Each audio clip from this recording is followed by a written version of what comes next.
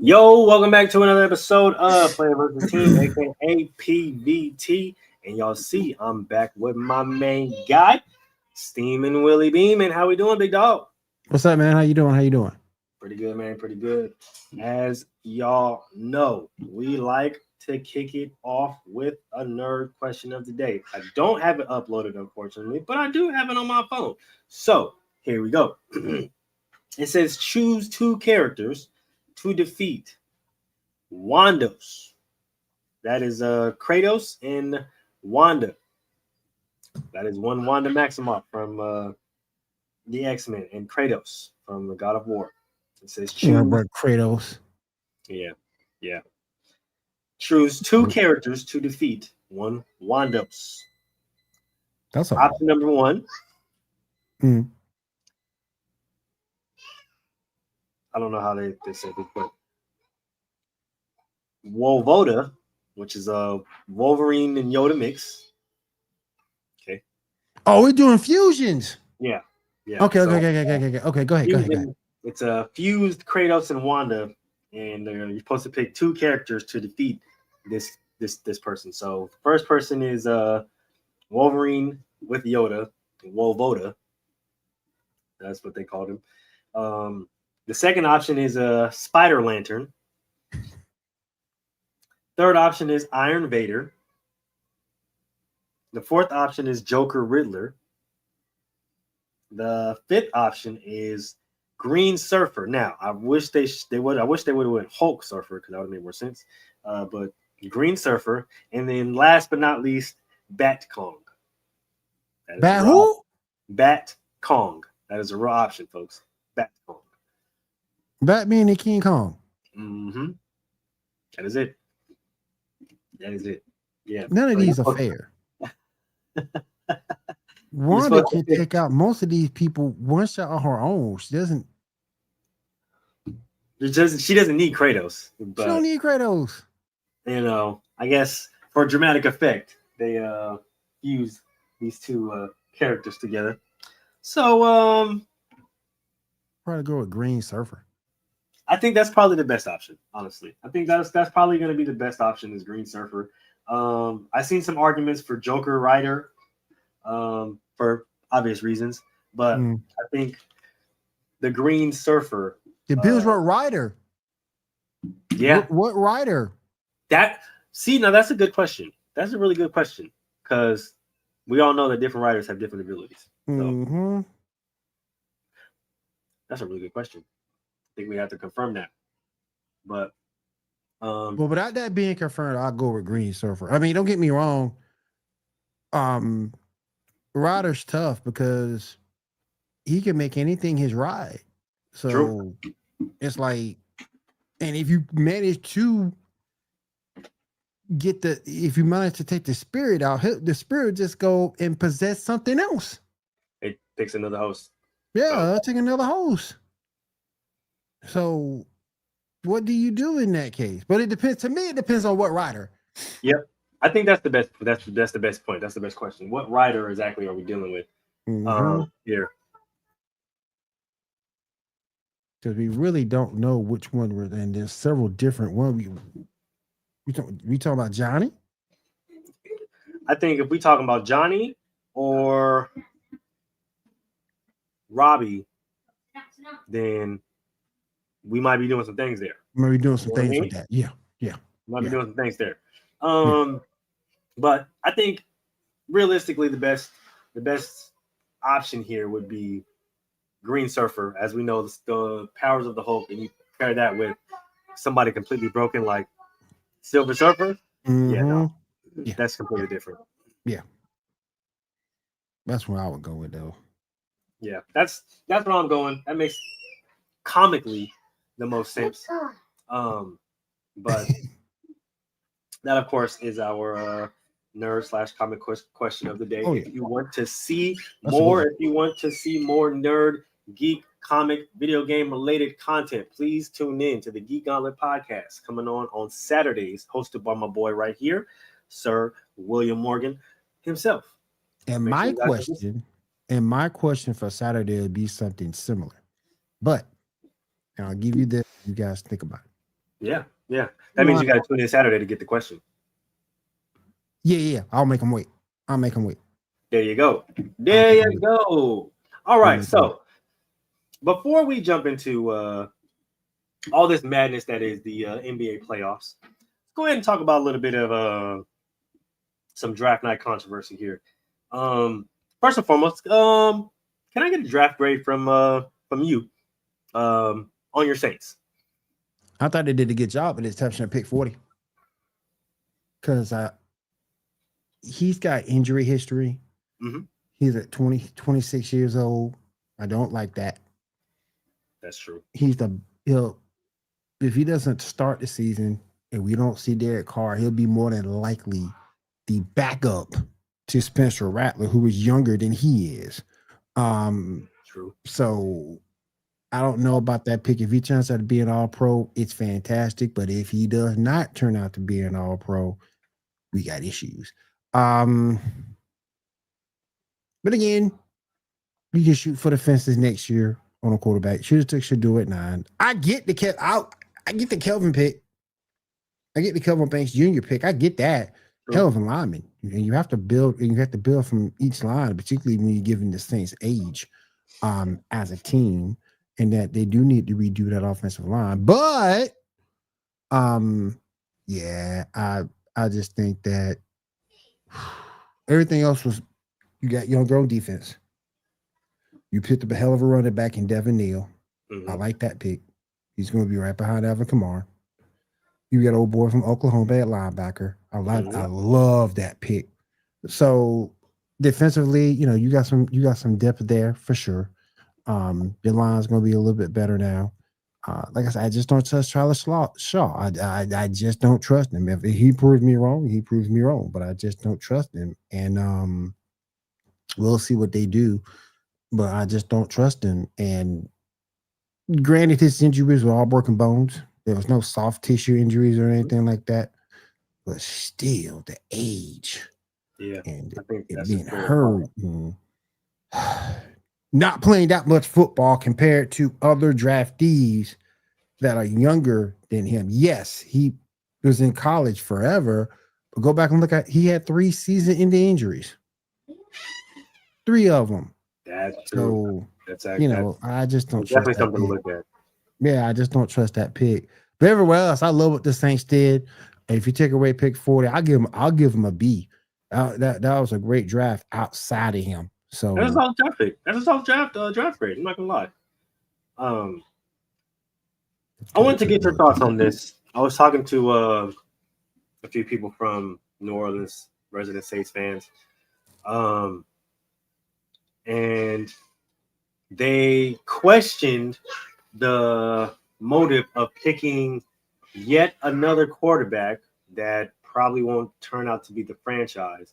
Because if you know the Saints, right, Jake Hayner, then you get Spencer Rattler, then you bring in Derek Carr, and now you're drafting Tyler Show. So with such a young quarterback draft or a draft room with one true, I guess, notable vet, I just question what true direction that they want to go in as quarterback, right? It's interesting that you have 4 guys with essentially 4 different playing styles. So I guess to go quarterback, but not necessarily, I guess, franchise quarterback. I guess, but that may, to be determined. It's kind of interesting to me, but I wanted to get your thoughts on just how interesting it is to take yet another young quarterback, and if you see the Saints trying to build some type of culture around one of these quarterbacks. Well, first of all, Jake Hayner's he's already gone. He's already gone. But particularly if Derek Carr comes back in any source of capacity, he's gone. Sure. So you can get Hayner up out of there. You got to keep drafting quarterback until you hit. And the one thing about drafting quarterback is good that you see it, because for the longest time, they did not try to draft anybody after Drew Brees. So, it's good to see that they're doing it. And if one don't hit, you keep hitting and hitting until you finally get it right. So that's the That's the one good thing about this. That they're putting high level priority at the quarterback spot. Um, the rest of that draft is great. Those guys play major football, major schools. There's no project players here. In the draft, now the unrestricted free agents, you may have some projects there, but in the draft, these guys play meaningful football at meaningful schools. So I think the Saints will be fine. That quarterback room is going to be a little bit interesting. Because even if you get rid of Jake Hayner, if Derek Carr comes back, they already told the world he's going to be the starter. True. And that's the thing that messes me up. The heck? But with the way they're talking, he might be out for the season with a shoulder injury.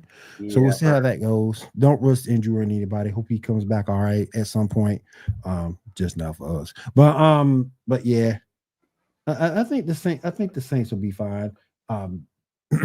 But that quarterback room, they go. It's good to see that they're trying because, like I said before, they hadn't tried to get a good quarterback since after the Drew Brees era. Yeah. I mean, that definitely does make sense. Just wanted to get your thoughts on your team and exactly how you're feeling about them going forward. As far as the Raiders go, everybody knows that I was an avid Shador supporter.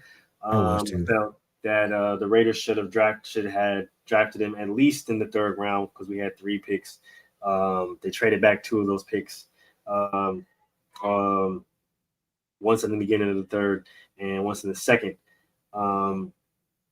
But as far as the overall draft grade, you look at Ashton Genty. Obviously, we needed a running back. Didn't have a 1,000-yard rusher. Didn't have a 500-yard rusher last year, which was a really big problem. You get Jack Beck out of TCU. That was a kind of a questionable pick, even with a lot of the receiver talent that I've seen out there. More specifically, Kevin Nash out of San Jose State. I thought that he was going to be hot top pick for sure. So the fact that he went undrafted was kind of crazy to me. You get the corner out of Iowa State, Darian Porter, also a solid pick. Definitely need a lot more depth in that cornerback room or just in the DB room in general. Dante Thornton, excuse me, was also a really good, solid pick as well. Another down the field deep threat kind of receiver. Then you kind of bolstered your offensive line, D line. Got a couple gadget players, and Cam Miller, who everybody is assuming is going to come in, or no, not Cam Miller, Tommy Millet. I'm gonna go Millet. He is, I guess, compared to more of a Taysom Hill kind of player, and then you bring in Cam Miller, which I think, honestly, that pick should have went to one of those picks in the 6th should have went to Shador, but that's just me. Right there with you. As far as the Raiders draft grade, outside of the Ashton Genty pick, I feel like a solid C, maybe even a C plus. I feel like there's a lot more different routes we definitely could have took as far as receiver goes. There is still a really big market in as far as free agency and a lot of big names out there in trade market as well. So hopefully we can make a big splash before the season starts. But my main concern was quarterback, offensive tackle, and a number 1 receiver. Honestly, I knew we were going to get a running back, but a number 1 receiver. As much as I love Jacoby Myers, I don't see a true successful team with him being a number 1. And I know that they're going to try to push the Brock Bowers number 1 narrative, which I'm completely fine with. But I don't think, and this is just me, that you can truly be successful with a tight end as your number 1. And I know a lot of people are going to say, "Oh, what about the Chiefs? What about the Chiefs? What about the Chiefs?" That's no different. Yeah, the Chiefs, Travis Kelce is not their number 1 receiver. Right. Exactly. Even when Tyreek was there, he was the number 1 receiver, and that's the reason why they went out and get a Sammy Watkins. They went out and drafted a Rashee Rice, went out and drafted Xavier Worthy, et cetera, because they know they need a true number 1 receiver. Yep. You can't just work with a number 2 or a number 3, right? And I think that Jacoby is a really good number 2, But in order to be successful in this league, you're going to need a true number one to pair with a number one tight end that stature in Brock Bowers. So let me ask you this. What was your biggest surprise from draft night?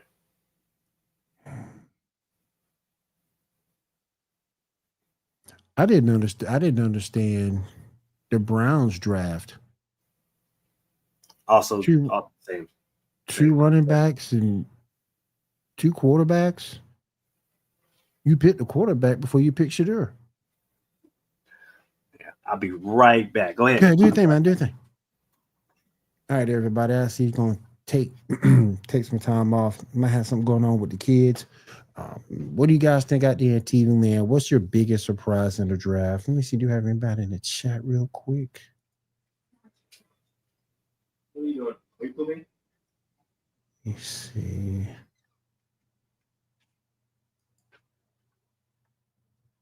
Oh. All right, I have returned. He is back, ladies and gentlemen. Have returned. All right, so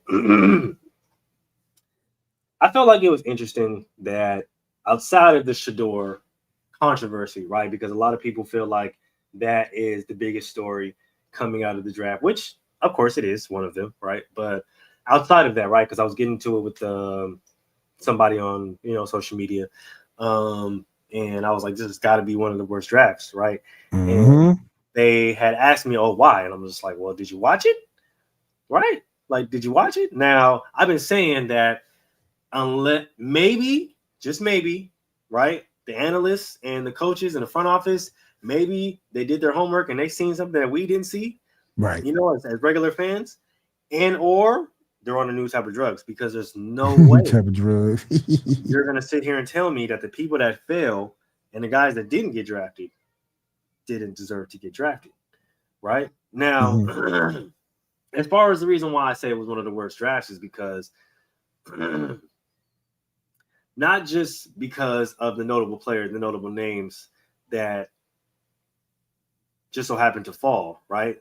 It's the lack of attention to that, right? It's the lack of attention and detail to that, because the draft is now such a spectacle. It's an event, right? It's something that they want to draw people to, eyes to, et cetera, right? And for executives to take this opportunity to not essentially give the people what they want was disappointing, right? Because when we watch the draft, we expect a lot of guys to go in the first round, in the second round, right? We expect to hear these names, and that's why a lot of people tune into the draft, right? Even on days 2 and 3, right?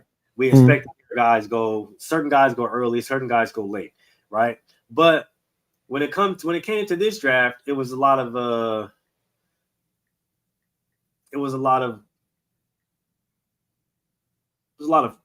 fluff, a lot of a lot of moments. A lot of the times I felt like they were trying just a little bit too hard instead of just letting the event kind of flow. But you must admit, though, because in previous drafts, you've had more risk in previous drafts than this one. This one, with the exception 5294. With this one, with the exception of what Jacksonville did, yeah, it looked like it was more of a, how can I say it? Safe. It was a safe type draft. Yeah, that's the word I was looking for. That's the word I was looking for. A lot of people went the safe route. There was not a lot of risks that were being taken. There was not a lot of swings that we noticed, like Willie said, outside of Jacksonville. But and I think that's what was missed, right? Like a lot of just the edge of your seat, the kind of gripping moments that everybody kind of tunes in or comes to the draft for. I thought that it just kind of lacked on that element and missed that element, especially for an event that they're trying to market as something that's going to be looked at as more of a public or more of a streaming event. going forward, because based off the numbers against the NBA playoffs, etc., etc. Draft night did very well, but when it comes to a lot of the talk around certain players, right? And I know Shador's name comes up a lot, but the Kobe Bryants of the world, the Kevin Nashes of the world, the Will Johnsons of the world, right? Like these guys don't get picked because of quote unquote character issues or injury issues or et cetera, right? But I've been posing this question all day, and I've been getting interesting answers. So I'm going to pose this question here. When people talk about character issues, and people talk about, oh, he didn't test well or didn't interview well or whatever the case may be, and they hold that against the player to the point where it affects their draft stock. But you have players that have DUIs, you have players that have open sexual assault cases, open assault cases, open cases here or there, and that doesn't affect their stock. But because he was arrogant or because he didn't test well or was unprepared for a package formation that randomly came in, we're going to hold that against him. And well, you have to understand it was personal from jump. I mean, granted, Shadur didn't do himself. There he is. What's up, man? Yeah. What's going on? Now, granted, he didn't do himself he did himself a little bit of a disservice, in my opinion. When he said the comment, if you're not ready to change the culture, don't pick me. I was taken aback by that just a little bit. I also thought he should have thrown at the combine, because he wasn't the biggest dude out there. He didn't have the strongest arm out there. So I thought he should have thrown at the combine. But outside of those two things, his draft stock should not have fallen as much as it did. And I think that was a message to Dion, to let Dion know, hey, listen, nothing is greater than the quote unquote shield. It's messed up. It's jacked up because it went the personal route with Shador. It should have, but I think that's why it happened. And Dion didn't do his son no favor either when he said, we have certain places we're not going to play for. It's going to be an Eli. Bruh. I get it, but at the same point, you can't say it like that. You can't say it like that. Because you remember, this, or let me move my arm, this, what we are, is what he is. And he's going to be held differently than what Eli and Peyton and Archie are. It's going to be a whole different situation. They could get away with saying stuff like that. We can't. The whole thing, to me, with Shador was personal. The whole thing. Would it made it better if he went to the combine? Sure. You would have known what he was. Would it made it better if he didn't make that statement? If you're not ready to change the culture, don't pick me? Sure. It could have made a difference, but you shouldn't have held it against that young man like that. You took away millions of dollars from him, number one. Number two, it might be a blessing in disguise. Who Cleveland got in front of him? You got an old Joe Flacco who's going to throw a bunch of picks. You got another rookie in front of you. And Kenny Pickett, who will probably be gone. And Deshaun Watson is already out for the season. So could be a blessing in disguise. We'll see.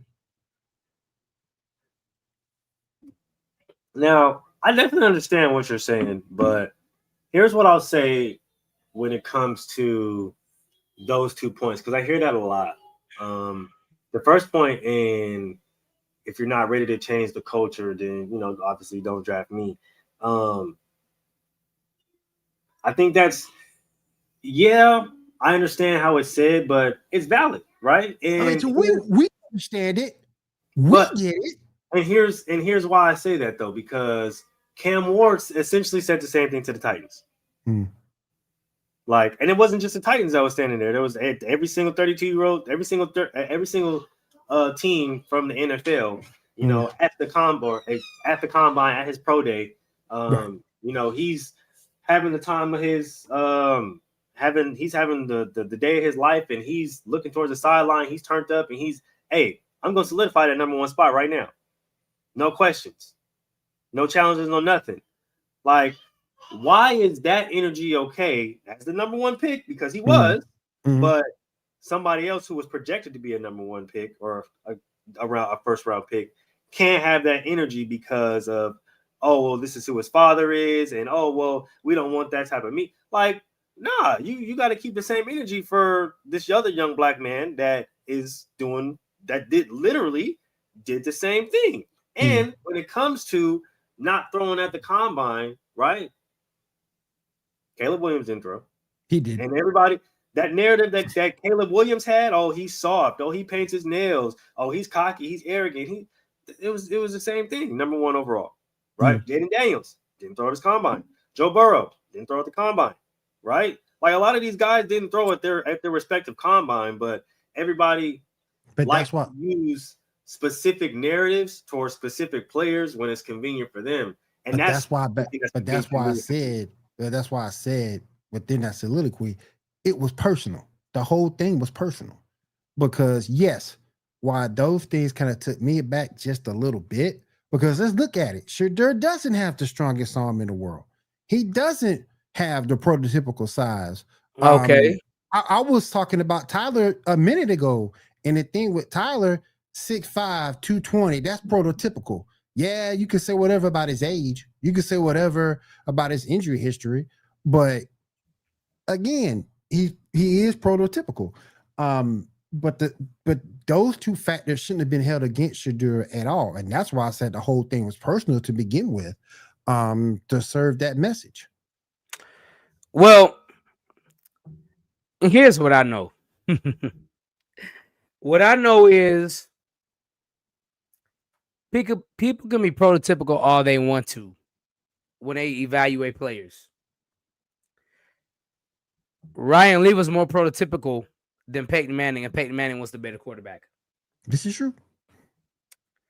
No knock to RG3. I don't think this is the case with RG3, but RG3 might have been more prototypical than Kirk Cousins, but Kirk Cousins had the better career.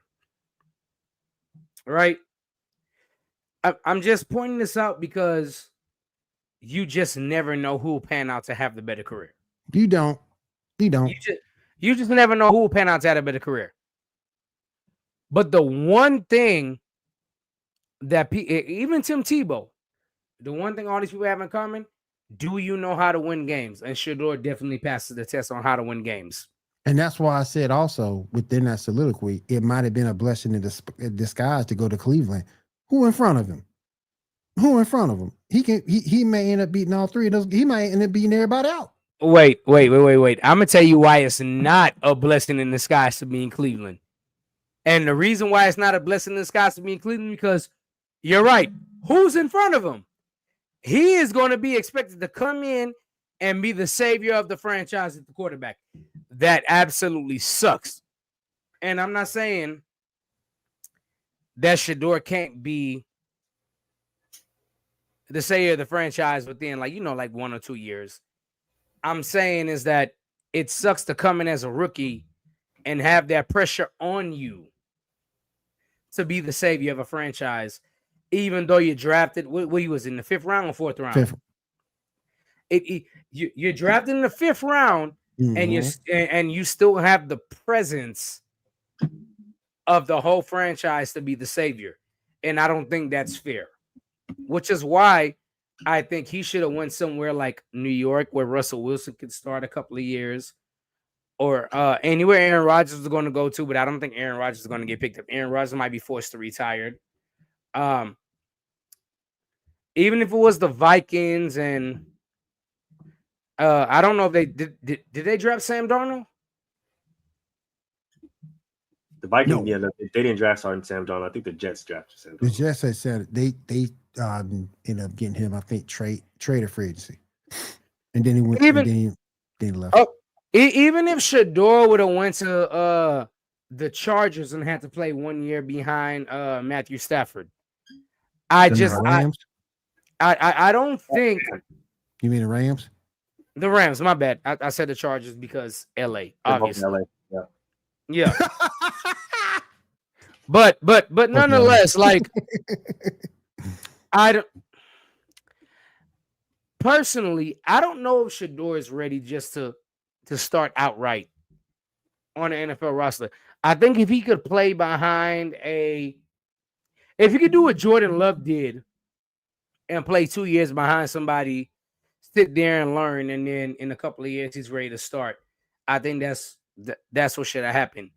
But I mean, the thing about it though, you know Joe Flacco's gonna end up. He might start out a house of fire. He might, but turn the end of that season. Hey, let me tell you though, Joe Flacco is a Super Bowl MVP. So I mean, I can't say. And I will give it to Flacco on this. He learned that Stefanski offense pretty well when he was there last season. So he'll pick it back up. I don't know, man. Overall, I think Shador will be fine in the long run. But I think he's gonna have to play his first 4 or 5 years out with Cleveland before he moves. Yeah. I don't think, bro. I really don't think anybody wants to go to Cleveland. I mean, it's not a quarterback, not like that, not a quarterback friendly market. And it's just the interesting to hear the narratives, right? Behind any player, right? When those aren't the narratives. And that's the reason why I've been so adamant on the past, right? Because a lot of people are saying this about Shador and, oh, he's not that good and blah, blah, blah. And I'm like, okay, well, first question, what does he do? What does any quarterback that was drafted above him do better than him? Nobody has been able to answer me that question yet. The only thing they bring up is Colorado's record. But to my knowledge, I thought the record is a team thing, not just a quarterback thing. Because if we're talking about drafting quarterbacks off record, then a lot of quarterbacks shouldn't be drafted where they're drafted. If we're just being honest, right?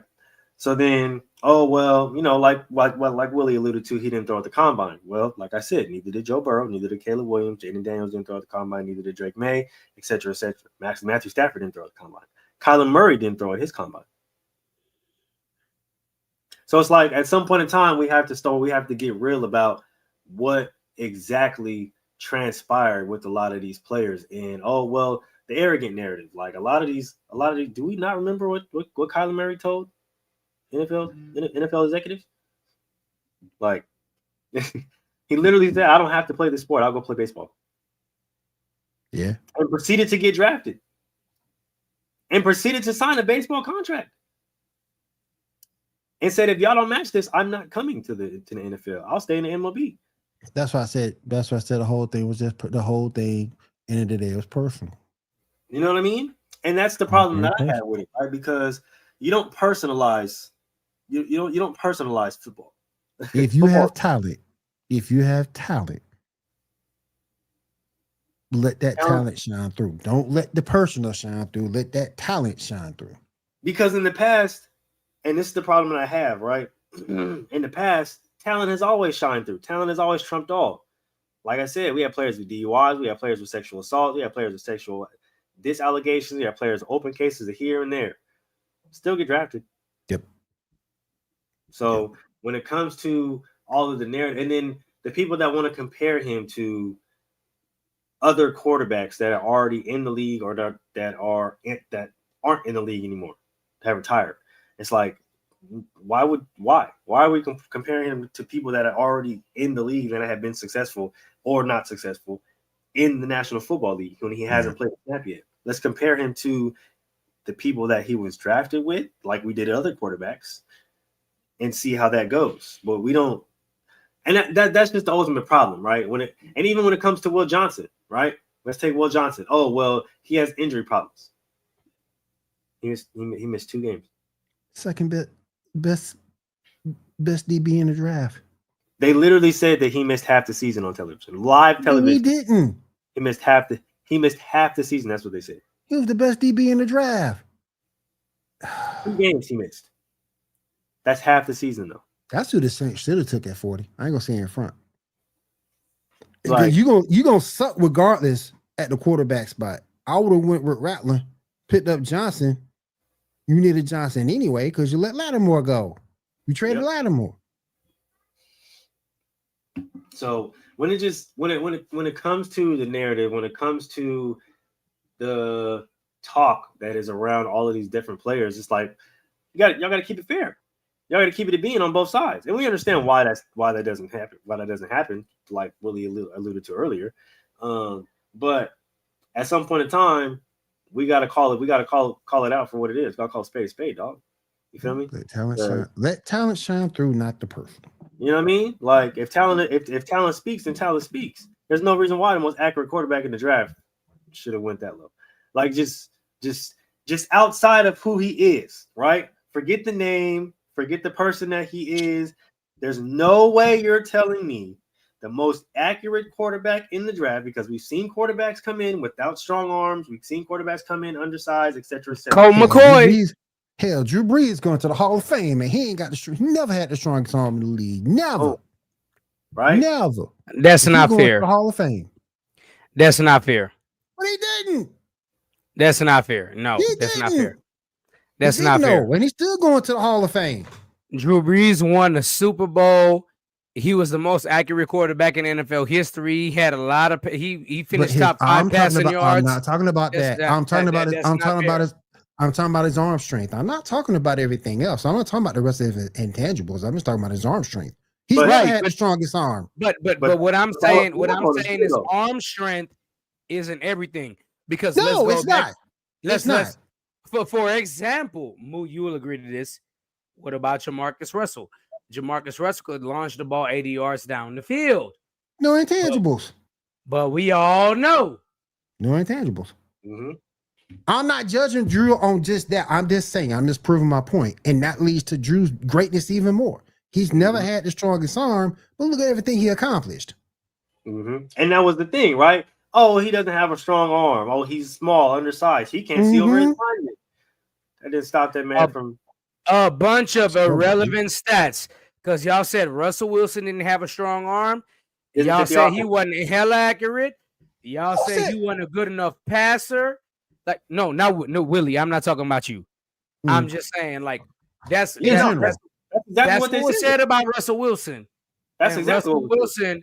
And Russell Wilson turned out to be a Hall of Fame quarterback once he retires. Yep. You know, and speaking of, I'm so glad you brought that up, DJ. I'm so glad you brought that up because I was reading something about draft grades, right?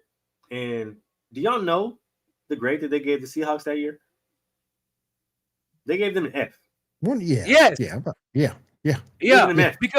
Because they said Marshawn Lynch was the only bright spot with him moving from Buffalo to Seattle. Yep, to Seattle. And hold on though, they said the most questionable picks in the first 2 rounds, Bruce Irvin and Bobby Wagner.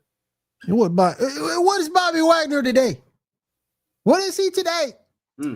Doesn't matter. He's a Hall of Fame player. He's a Hall of Famer. That's what he is today. And they said to do the most idiotic move, and this is me quoting them, by the way, to do the most idiotic move in NFL draft history and take an undersized, underarmed quarterback that doesn't fit their offense. The Seahawks will rue the day for the next 10 years.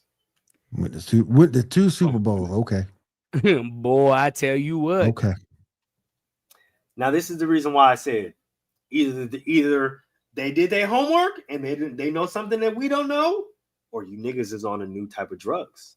Because there's no way y'all are going to sit here and tell me that the most accurate quarterback in the draft and the best corner in the draft deserve to fall that much. He didn't conform. He didn't conform. That's what it was. Real quick, I would just like to give a shout out to Mr. GQ. And let me tell you why. Okay. Mr. GQ, whenever Russell Wilson got drafted, Mr. GQ said, "Hey, I'm telling y'all, even though he's undersized and he might not be the fastest person to escape the pocket, this guy is so good, he's going to be a Hall of Fame quarterback." And here we are years later, and this dude was right. Yep. Russell Wilson is a Hall of Fame quarterback easily once he retires. I don't care if it's first or second ballot. I don't care. I don't care about the credentials on who's the first and who's second, this and that. He will be a Hall of Fame quarterback with one Super Bowl, another Super Bowl appearance, and him going bananas. Russell Wilson will be a Hall of Fame quarterback. Book it. That's a fact. Agreed. But here's what to kind of tie up all of this draft talk, right? Damn. Knicks won. Damn. No, they didn't. For real? Yeah, Knicks won 4-2. They won the series 4-2. 116-113. Damn it. Shit, I had the Pistons. I had the Pistons on a parlay. Come on now. Man, dog, I had the Pistons in 7, man. I was hoping. I had the Pistons on a parlay. Damn. To tie up all of this draft talk, right? Before we move on to our next segment here. These prank calls. These prank calls. I know that the story right now, along with everything else, is around Shedeur Sanders and the Falcons coach, which we'll get to in just a second. But there have been a numerous amount of players coming out and stated that they have also received prank calls on draft night. The tight end from Penn State, number 44, I forget his name, but he received a prank call literally moments before he was drafted, which almost made him turn off his phone, ironically enough. Which is crazy. We talking about Shedeur? My bad, I missed a little bit. No, we're talking about the prank calls. Not just Shedeur, but there have been a numerous amount of players that came out and have stated that they also received prank calls on draft night. Okay. Yep. Okay. Yep. And one thing that I want to say is, it's crazy how people will take any moment to ruin somebody else's. Oh, hell yeah. It's just unfortunate that, those young men have to experience that on a night that's supposed to be important to them, or nights that are supposed to be important to them. And just get a life, bro. Like, I get it. Everybody wants to have fun. A lot of people thought, it was funny, but like to those guys, right? And they may look back in the future and, may laugh at it, but to them at that moment, bro, like they have their family, friends, loved ones are surrounding them, and they're all waiting for, that call. And for y'all to take that moment and essentially ruin it for them, like that's just a new level. That's just a new level of low. And just do better, right?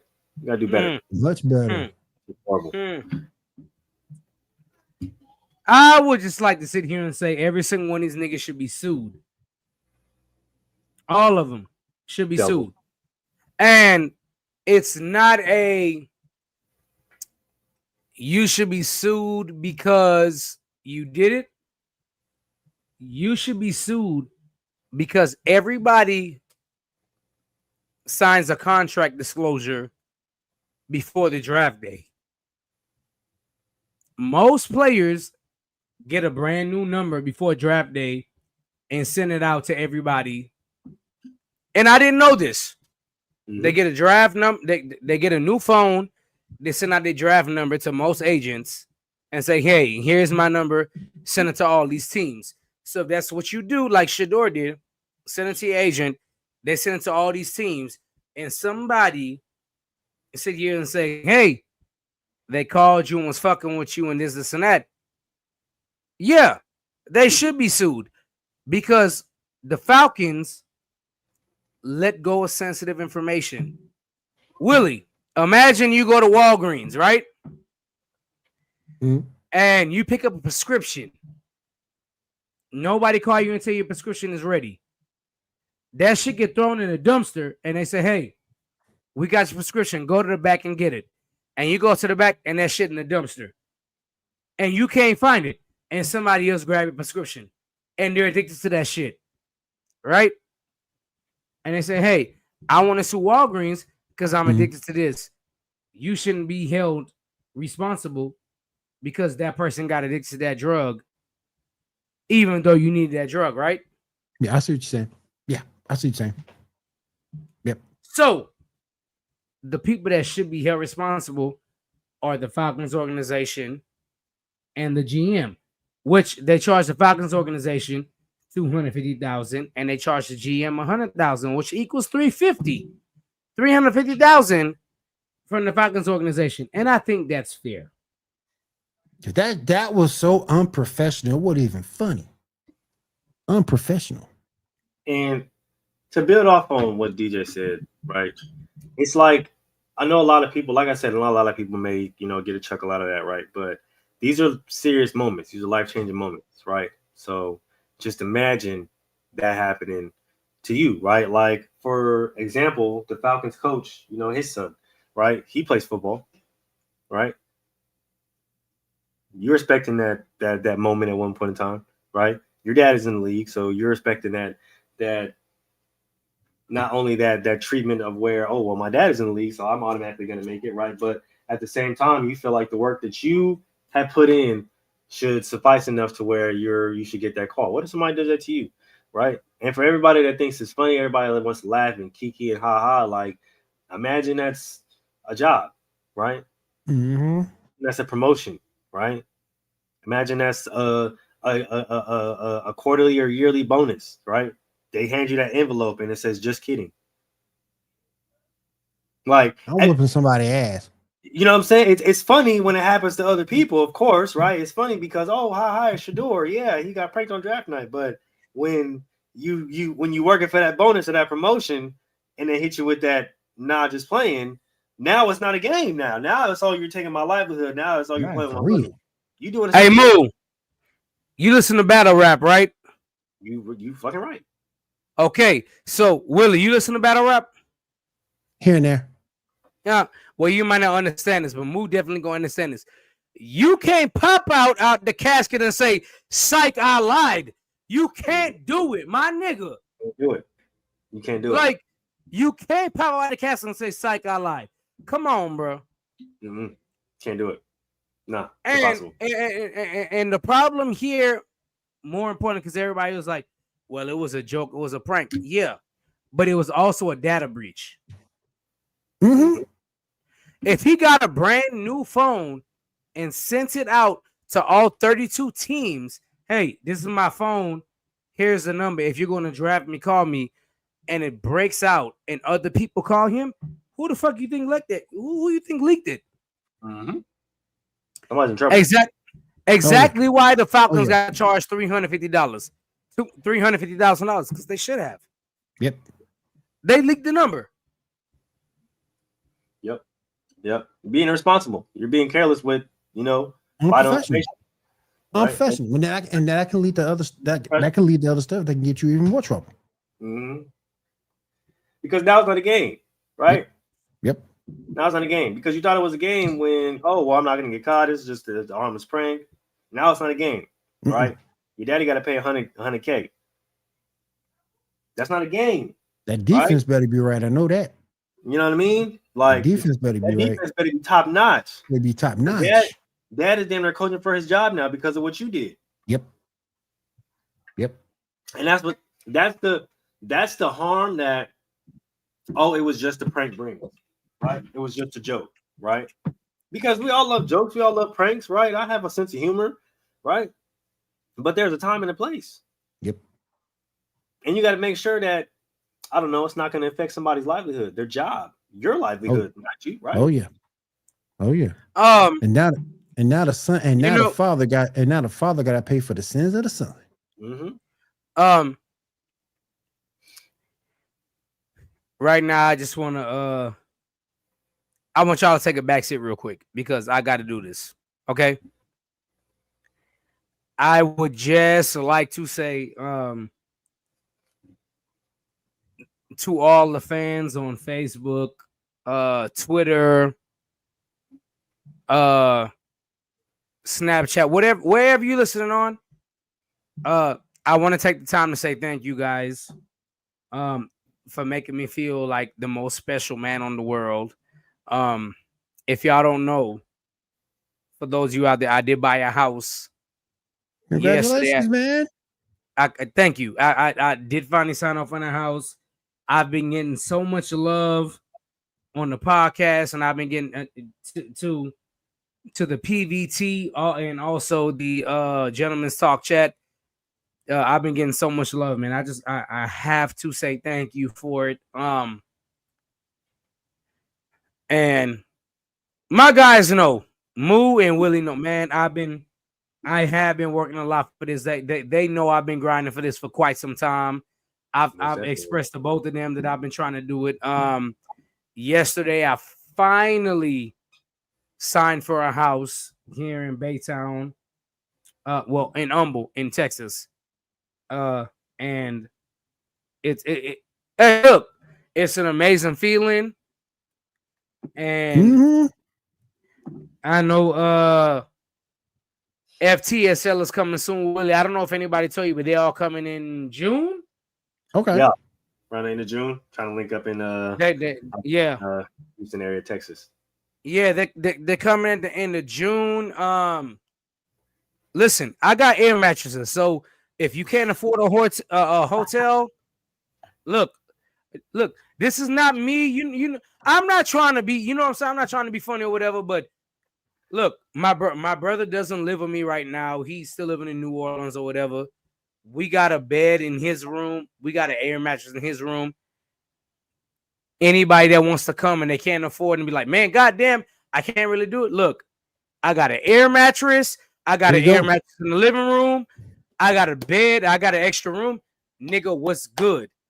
If you can't afford it and you look, I'm here and you can always come stay with me. I'm just saying. And it ain't no slight against nobody. You know, I'm not trying to be funny or whatever, but if you come in from the sideline, if you come in and you're like, damn, I can't do this and this, get at me. I'm going to make sure you're good. He going to make sure you're good. Y'all heard what he said. Okay. For sure. You're going to eat good every day. You're going to sleep good every day. You're going to drink good every day. Hey, we going to be A1. There we go. There it is. We love to hear it, man. We love to hear it. You know what I mean? Again, congratulations. DJ Micah B on closing the house. We understand not only is that a big milestone for anybody, but being a black man in this world and then be able to accomplish that at such a young age is amazing. So I don't have a soundboard, but round of applause for my brother. Well, I look, I appreciate it. Wait, hold on. Oh, kick it for me. I hear something back there, but it ain't loud. There it is.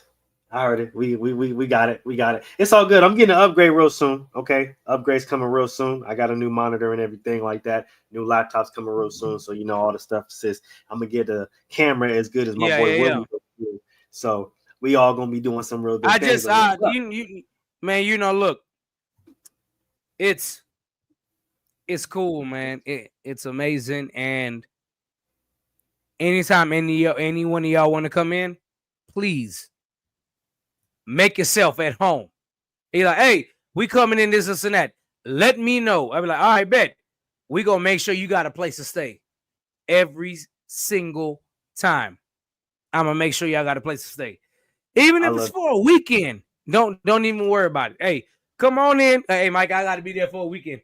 I bet. When you coming in, I'm coming in this day. I bet. Put it in my calendar.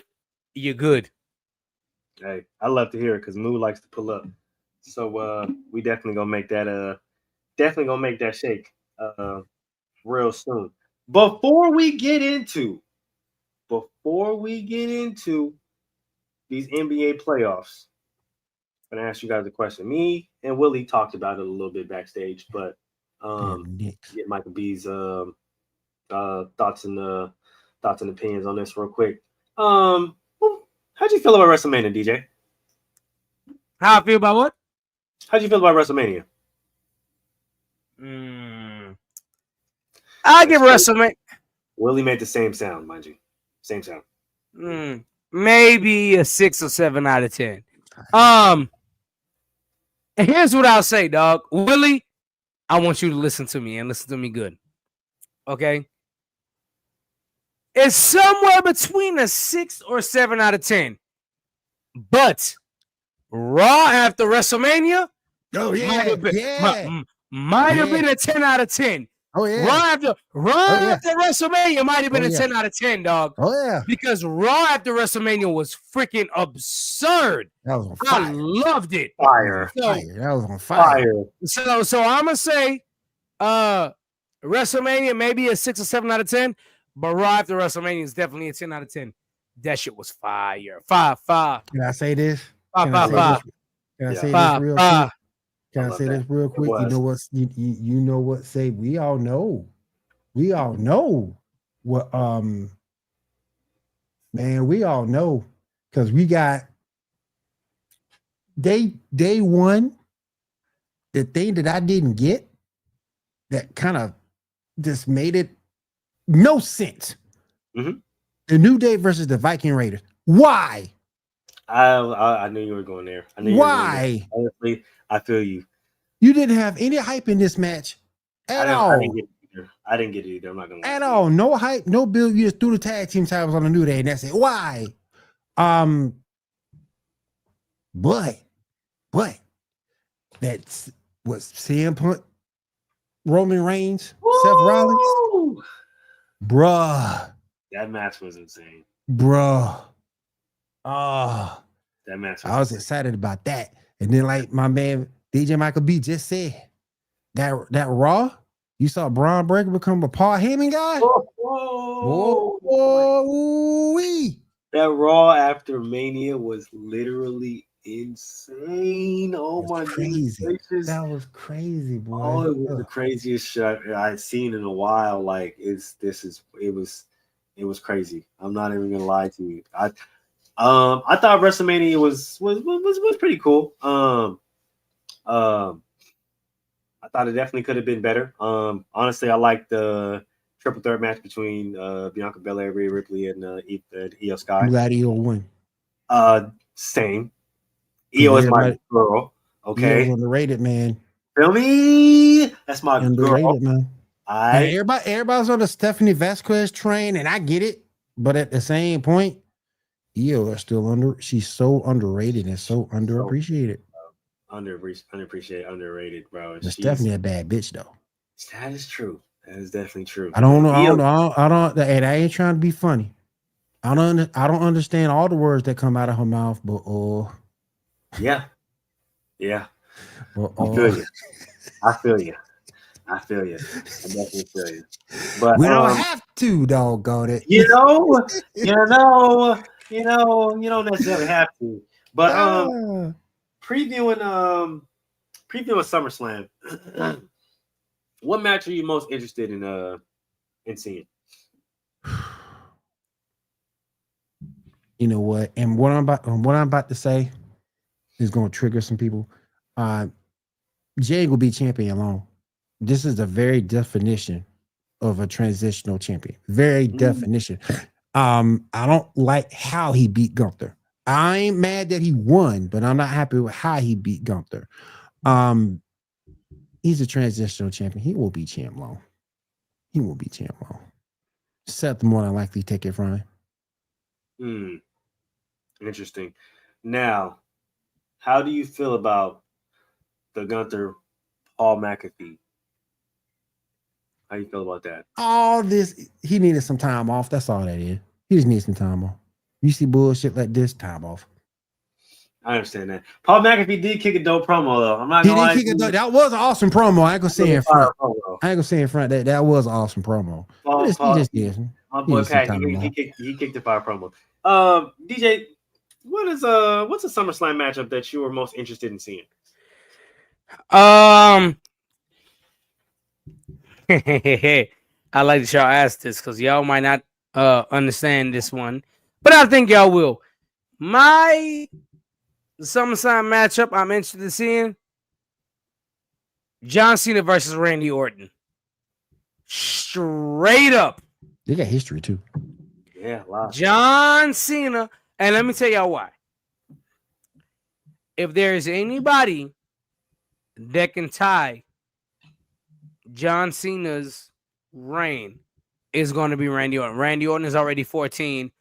John Cena has 17. Randy Orton can win 3 more times. True. technically, and this is what people forget. If you go back to the 80s, Ric Flair is also a 17-time world champion, technically. Because he went over to Japan and won the end up Ric Flair was a 16 and John Cena beat his record. But hold on. I'm not finished. Let me finish. So he went over to Japan, got the belt back after he lost it. So technically he's 17. We don't count that bullshit. You need to count Come that on, bullshit. man. You need to count that bullship. Ric Flair's a 17. I lied. Ric Flair's a 16-time world championship record holder. He lost. John Cena finally got to 17. John Cena is the greatest now. But Randy Orton can be the guy to tie John Cena. Hey, listen, the legend killer. Hey. Because you got a lot of old heads. Because you got a lot of old heads out there that say John Cena is not the greatest. So let me ask you this then. All right. You still got a lot of old heads. Wait. Yeah. I got that. But let's just say Randy Orton knocks off John Cena and holds the belt for the next 3 years. Because he holds the belt for the next 3 years, you're going to sit there and say he didn't have enough reigns to match John Cena? Or you're going to sit here and say, like, hey, hold on. In the last 3 years of WWE with Roman Reigns, he was right there. Well, you got to look. Well, nobody's going to sit there and deprive Randy Orton of his greatness. Hell, when everybody was hurt back in the mid 2010s, right? Randy Orton was holding it down. Hell, he ran Raw for a year by himself. But that's what I'm saying. The amount of times you held the belt should not equate to your greatness. No. And the reason why it shouldn't is because if Randy Orton holds it at 14 for 6 years, let's say he holds it for 6 years, and John Cena gets to 17 and holds it for 2 months, should John Cena be held in a higher regard than Randy Orton, even though Randy Orton won in year 14 and held it for 2.5 years? Should John Cena be regarded as a higher champion than Randy Orton? And the answer is absolutely not. Because it doesn't take away from Randy's greatness. Right. But a lot of people will sit here and tell you, well, John Cena won 17 times, so he got to be this. But if Randy Orton, right, and I know you know this, true. But if Randy Orton wins 15 times and overall in longevity, he holds the whole damn championship longer than everybody else that ever held it. What are we going to say then?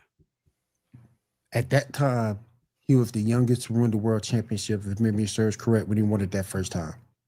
Then he got it again. Held the whole freaking company down for like a year and a half. So if he does it again and has a long 3-year reign, which is very possible in this realm of wrestling, very possible. Hey, he can make a claim. He can make you can make the claim for him. He already a Hall of Famer. Very fair points. I'm not gonna lie to you. He's already a Hall of Famer. Very fair points. I'm not gonna lie to you. I'm excited. I'm really excited. I'm excited. Look, as long as the card got Jade on it, I don't care. Yeah. How Booker said, dog. Yeah. How Booker said, yeah. Night. Yeah. Well, I'm glad he lost. I'm glad he lost. Same. Why? I ain't no LA because I'm not an LA Knight fan. So you're glad he lost to who was it? Logan Paul? No, Logan Paul beat AJ Styles. Logan Paul beat AJ Styles. He lost to Jacob Fatu. I'm okay. Well, him losing to Jacob Fatu, I'm not mad about. It was his time. I just think it was his time. If it was anybody else, he might have retained. It's just Jacob's time. That's fine. I think I think LA Knight should be moved into the World Heavyweight Championship anyway. Does he deserve it yet? Probably not.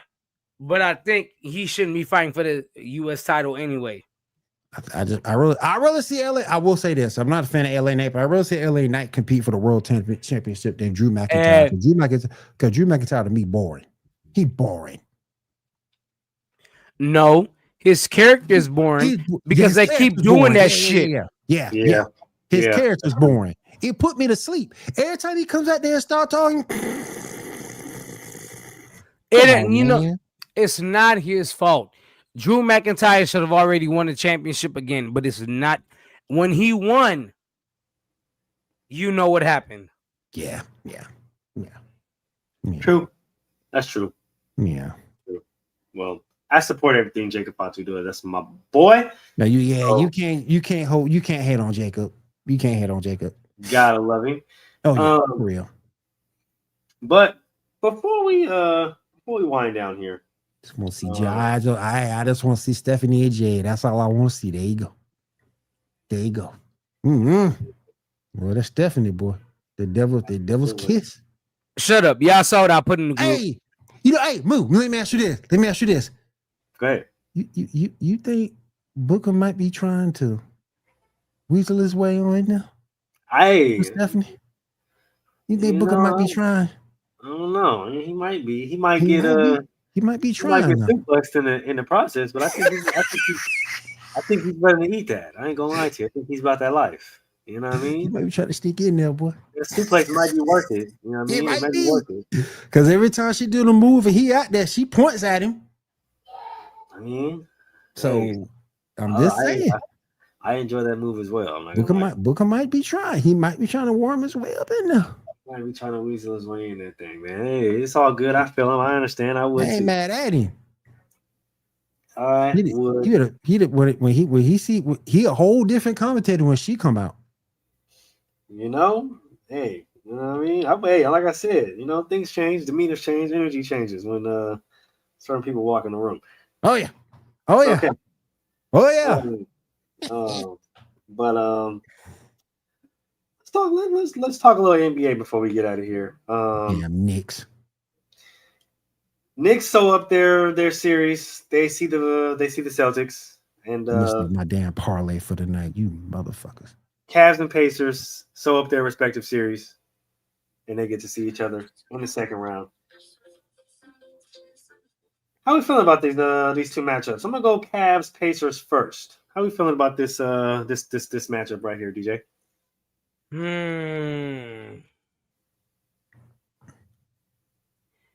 Cavs and 6. Cavs and 6? Mm-hmm. I like that. Mm-hmm.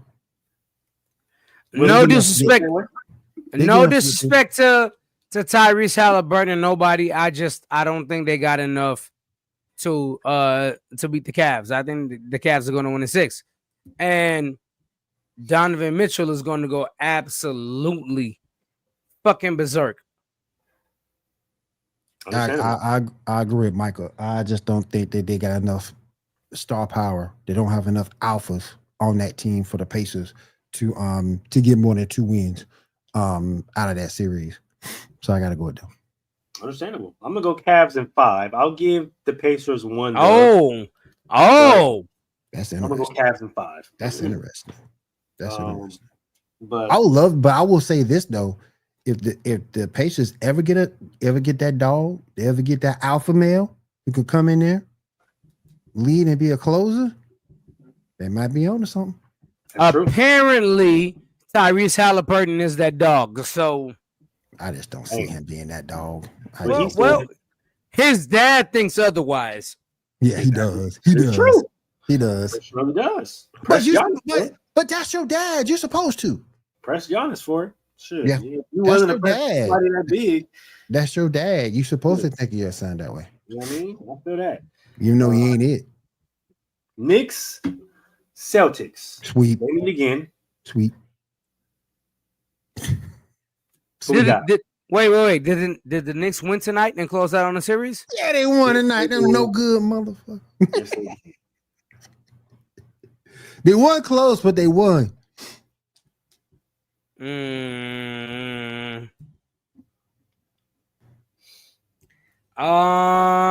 Sweet. I can't say sweet. Yeah, I can. Sweet. Let's I just hate say, them. stand on it being clean sweep. I hate that. I'm saying no business. Sweet. Damn it. I'm saying no business. I can't stand in this, I y'all. tell you what. Hey. I tell you what. Jalen Brunson, injunction over consumption.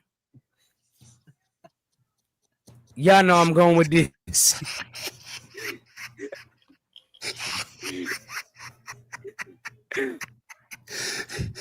Oh man. Cavs. Hey, I feel you. I hear you. You feel me? He says Celts in 5. Okay, stop playing. You know what though? I Say, just hey. I see sweet. Hey, listen. He said sweet. I don't care. Resumption, assumption, consumption. Cavs in 5.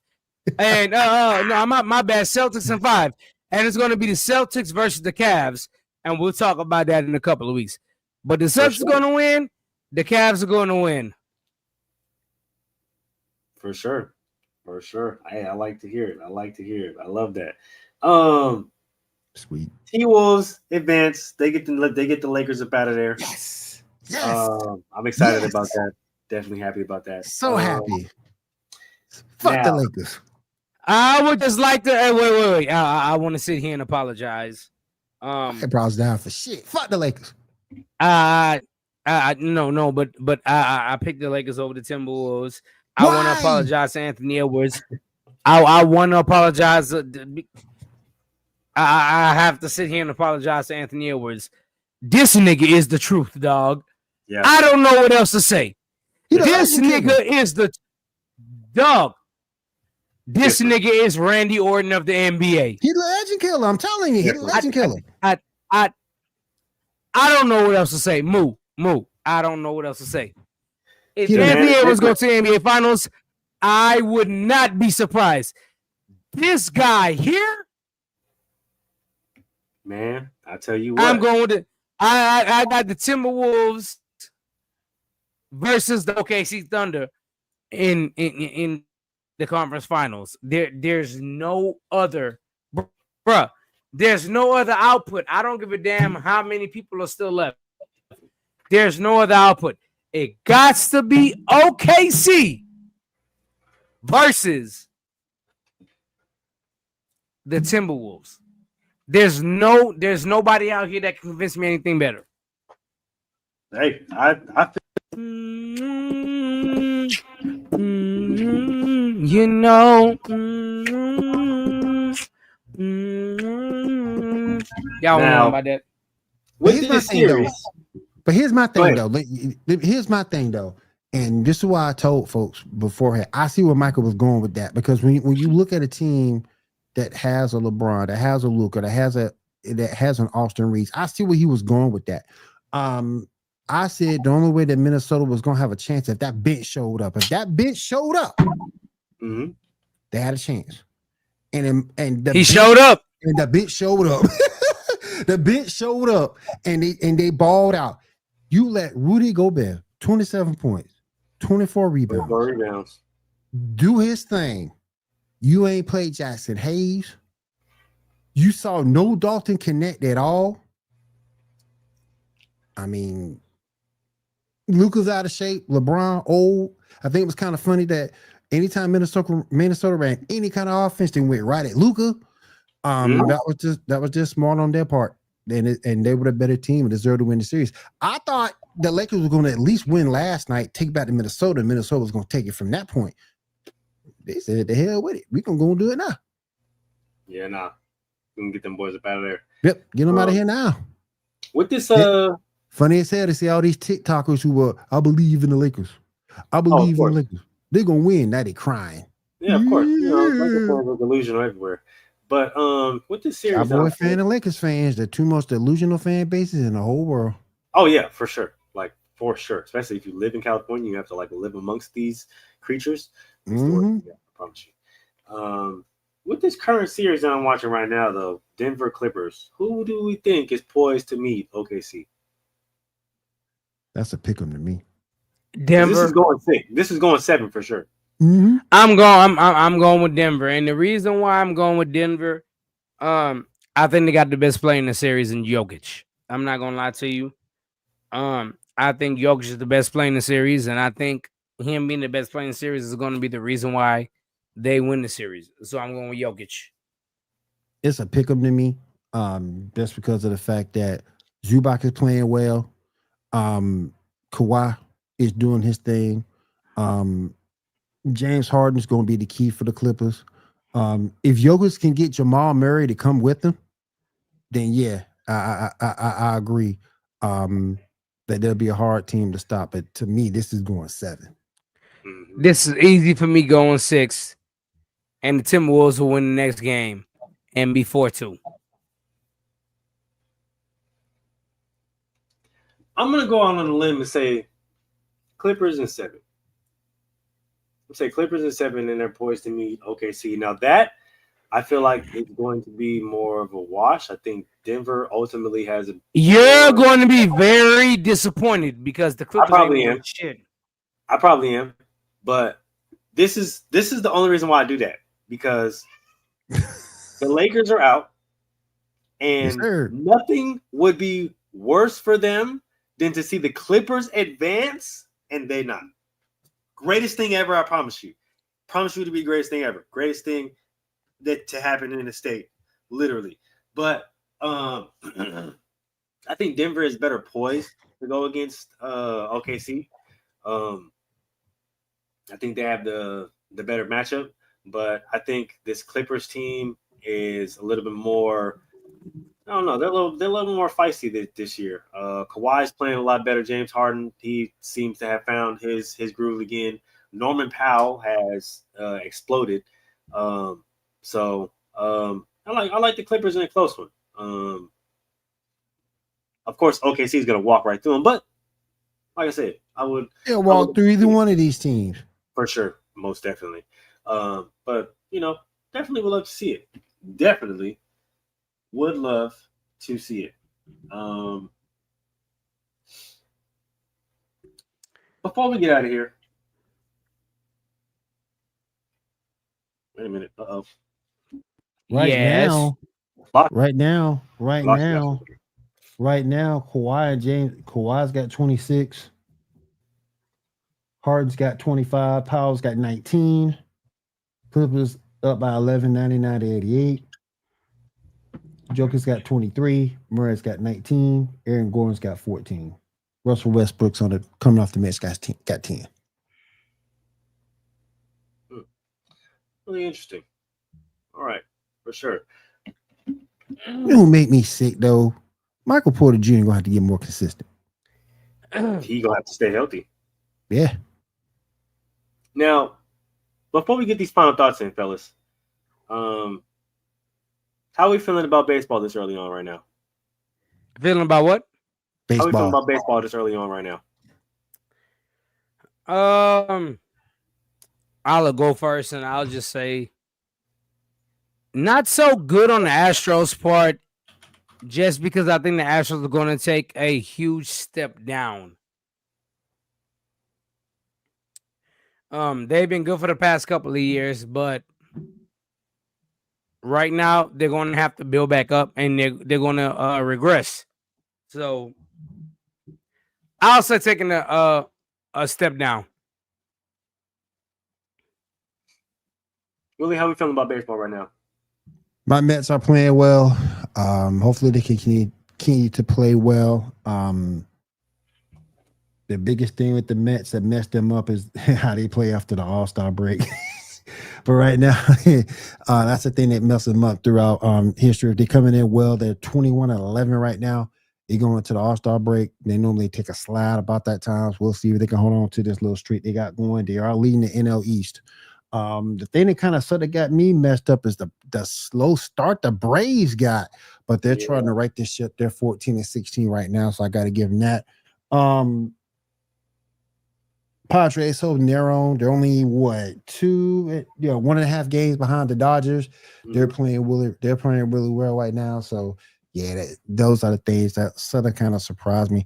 But again, the Braves schedule was hellacious when they first started off. It was. They did run a during gauntlet. the season. Yeah, they ran the gauntlet. Yep. That was cool for them. Yep. But that's definitely expected. I'm thoroughly enjoying baseball season right now. I'm not even gonna lie to you guys. It's looking really competitive. I know a lot of people were complaining about, the different size bats, torpedo bats and whatnot, but hey, get over it. That's going to be here to stay. Shocking enough, my A's are actually doing pretty well. They're actually playing pretty solid baseball. I don't know if it's the environment. I don't know if it's them being out here in Sacramento and it's in a smaller stadium. I don't know. But I like to see that they're actually trying and they're actually winning a little bit. Hopefully that Y'all won your last two. Y'all won y'all last two. Well, won their last two, currently third in the West. So, hey, I don't have no complaints as of right now. Dodgers also looking very well. Like Willie said, the Padres are literally right behind them. I'm excited for this baseball season. Should be really entertaining. My boy ain't gonna get mad when I say this, but I'm gonna say it anyway. I think the Mariners are playing over their head right now. Yeah, but I think they do that a lot though. They did that. They did the same thing last year. Yeah. They'll come to earth soon. They'll come They'll come back down. They'll come back down, and we'll start to get realistic. Which again will work out a lot better for my A's. Either or. You always look at Memorial Day as a point where you start getting worried. You always look at Memorial Day in baseball. If your team is in trouble and it's Memorial Day, yeah, that's fair. Look, thank y'all. Y'all already know what it is. Fuck with us, but I got to go. So make sure you check out Ish tomorrow. Best damn football show in the period. Inside the Huddle with Moo and Mel. Make sure you check out B2B on Mondays, Bats to Basket. You got Troy, you got Moo, you got Boo Up. Every now and then, you never know, you might catch myself. And of course, on Wednesdays, you got Gentleman's Talk. You got me, you got GQ, you got Mr. Gent and Outlaw every Wednesday. And of course, right back here on Thursday, you got PVT. Me, Moo, William, y'all already know what's going down. I will try to pop up tomorrow, Moo. I'm going to try and pop up tomorrow on the best damn football show, period, on the internet, which happens to be. Well, I thought he was going to say it. He didn't say it. Oh, I was waiting for you. You already know what it is inside the huddle, man. Talking that ish. We talking that ish on Inside the Huddle. Hey, it is what it is. I just want to shout them out. Hey, please come back tomorrow. Get on Ish. Listen to Inside the Huddle. They're gonna break everything down for you. It's absolutely amazing, and we're gonna keep bringing y'all this shit on Thursdays on PVT. We did not get to talk about if we can replicate one human. Who would it be to take on the gorilla if we could replicate them 100 times? But we're gonna talk about it next week. We're going to get into that next week. Okay. I would just like to tell y'all, I vote Brock Lesnar. That's a solid pick. That's a solid pick. I know. Yep. So we definitely going to do it next week. We appreciate y'all. We love y'all. And I am out. Fuck with y'all, bro. And y'all know what time it is. Yes, sir. All right, man. Tonight, man. All right. Willie, go ahead and give us your final thoughts before we close this out, man. All right. Catch me everywhere where you can. I will be on Elite Sports and Entertainment Network for the Geek Outlet Podcast this Saturday night at 10 p.m. Eastern. Catch me over there. Then I will be over on Wild Wild Sports Network for the Sports Report Podcast Monday night at 10 p.m. Eastern. Also, you can catch me co-hosting on Coffee and Sports in the morning at 9 a.m. Eastern time on Wire Wire Sports. And then you can catch me here from the sidelines with Player versus Team, PVT, every every Thursday, 10 p.m. Eastern, 10:30. I'm sorry, 10:30 p.m. Eastern, 7:30 for me over on the West Coast. So definitely check us out. Yes, sir. Fuck Yes, Rob, sir. fuck Rob Manfred, fuck Taylor Swift, and and fuck them new Chicago White Sox Connect uniforms. Fuck them too. Them things ugly Y'all as hell. heard what the man said. Y'all heard what my boy DJ Micah B said. So there's no point in repeating it. But keep liking, keep commenting, keep subscribing, and we gonna keep bringing y'all this dope ass content. We gonna see y'all next week. I'm gonna see y'all tomorrow. Peace. Y'all Later. be Girl, you